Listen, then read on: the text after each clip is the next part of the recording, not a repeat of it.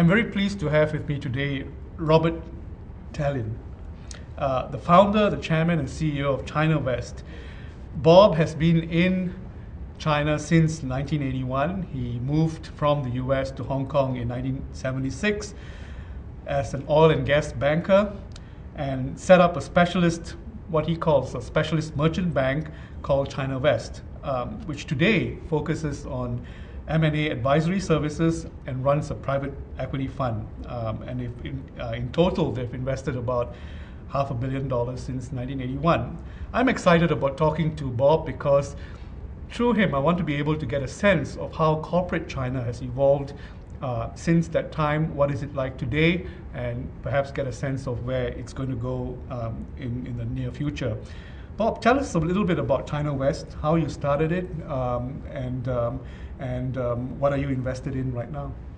Well, ChinaVest, we launched in 1981, really as an extension of a very tiny but early stage advisory firm that we launched in Beijing, really in the earliest stages of China's development to assist US and some European clients in the oil and gas sector. But as a banker, and I was a banker for about a decade from a Texas bank focusing on petroleum, I really felt that a venture capital fund would be appropriate for China. So we launched that in '81 to really take advantage of the first stages of China's development. And that was really from Hong Kong into Guangdong.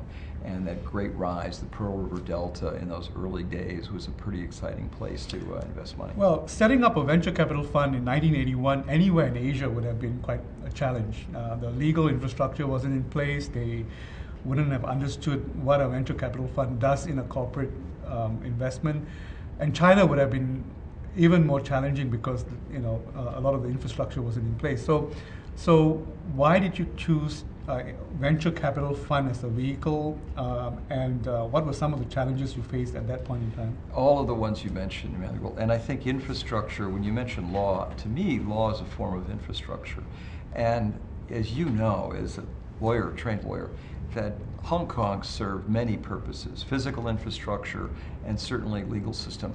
So even though we had an office in Beijing and our passion was seeing that first spark of entrepreneurship that came out of Beijing and really developed beginning with the special economic zone in Shenzhen, that Hong Kong had to supply all of those parts that you mentioned. It had to supply the talent, it had to supply the law, the exit mechanisms, and those issues really were directed towards Hong Kong as solutions to those problems. In those early years, what were you invested in, and what looked interesting at that point in time, and how has that evolved over time? Well, we used to call ourselves the notech venture fund, and frankly speaking, the things that we invested in would be looked at derisively today, which I would say that we would be accused of sweatshop investing probably in the early '80s. But if you really think about that cross-border manufacturing, light manufacturing, businesses that were making electrical appliances, textiles, garments, the basics of China's first iteration of manufacturing. And those were the early days. But we quickly progressed as China evolved, and I would say we weren't so much a leader as a follower of the Chinese food chain, economic food chain, meaning that to go from manufacturing in South China to logistics, to distribution, to supply chain management. And logistics was a very important part of our original, of our past, as well as our present and future. Because if you didn't understand logistics, you really wouldn't succeed in China. To move a box a mile in 1981, you were king. Today, you better be able to move technology across the landscape of all of China.